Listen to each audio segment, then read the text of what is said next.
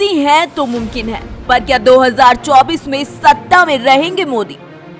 क्या बीजेपी का सबसे बड़ा ब्रांड ही बनेगा 2024 में प्रधानमंत्री?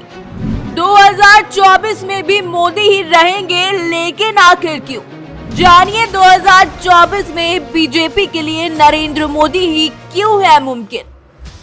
लोकसभा चुनाव में अभी 2 साल का वक्त है। विपक्षी दल अभी अलग अलग मुद्दों पर बटे हुए हैं। इधर बीजेपी ने 2024 के लिए प्लान बनाना शुरू भी कर दिया है। गृह मंत्री अमित शाह ने तो अगले लोकसभा चुनाव में भी पीएम मोदी को प्रधानमंत्री पद का उम्मीदवार घोषित कर दिया है। पूरा बीजेपी का कुनबा अगले आम चुनाव के लिए मिशन मोड में आ चुका है।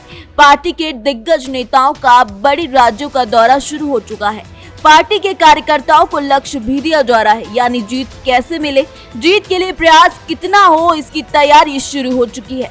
अमित शाह ने कार्यकर्ताओं के टारगेट भी बता दिए हैं। दरअसल बीजेपी ब्रांड मोदी को भुनाने के लिए पूरी तरीके से तैयार दिख रही है। विपक्षी दल जहां आपसी मतभेद को पाटने में लगे हैं, वहीं बीजेपी अपनी सहयोगी दलों को साधते हुए अपने सबसे बड़े ब्रांड के साथ मैदान में उतरने की रणनीति बना चुकी है। लेकिन सबसे बड़ा सवाल ये है कि आखिर बीजेपी को अपने सबसे बड़े ब्रांड पर इतना भरोसा क्यों है? तो इसका सीधा सा जवाब है कि इस वक्त भारत की राजनीति में पीएम मोदी की टक्कर का नेता विपक्ष में नहीं है। दूसरी बात, पीएम मोदी की लोकप्रियता अभी भी पूरे देश में सब पर भारी है। तीसरी बात, बीजेपी ने अभी मोदी के कद का नेता फिलहाल ढूंढा ही नहीं है।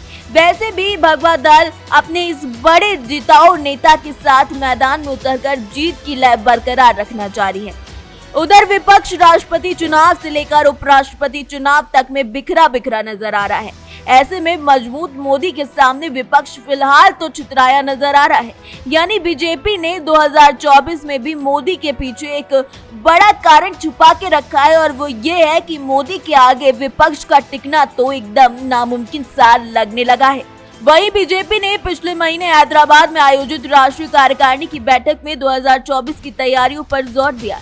इस बैठक में पीएम मोदी के कार्यकाल की उपलब्धियों का भी जिक्र किया गया था। इस बैठक में बीजेपी अध्यक्ष जेपी नड्डा वंशवाद और भ्रष्टाचार को लेकर विपक्षी दलों पर निशाना भी साधते हुए दिखे। वहीं लोकसभा चुनाव में बीजेपी कैंडिडेट पीएम मोदी के सामने विपक्ष बिल्कुल कमजोर दिख रहा है। वैसे भी 2014 और 2019 के लोकसभा चुनाव में मोदी के सामने विपक्ष बिल्कुल बिखर गया था। मोदी की अपील और विपक्षी बिखराव ने बीजेपी की जीत आसान कर दी। देश का सबसे बड़ा विपक्षी दल कांग्रेस अभी अपने पुरानी मुश्किल हालात से गुजर रहा है। वहीं दूसरी तरफ अलग अलग राज्यों में क्षेत्रीय दल हैं, उनमें भी कांग्रेस सही से नहीं टिक पा रही है।